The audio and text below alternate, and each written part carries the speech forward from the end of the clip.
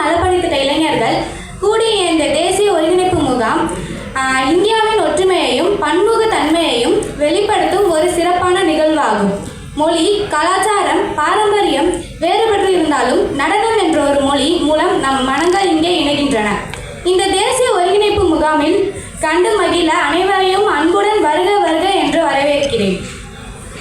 இந்த முகாமில் எங்கள் தமிழ் கலாச்சார நடனத்தை வெளிப்படுத்தும் வகையில் ஜமுல் முரளி என்ற மாணவன் காவடி ஆட்டம் மற்றும் கரகாட்டம் ஆட வருகின்றான். Honorable Chief Guests, respected teachers, judges, and my dear friends, I heartily welcome you all on this pleasant evening. National youth from various states are gathering here.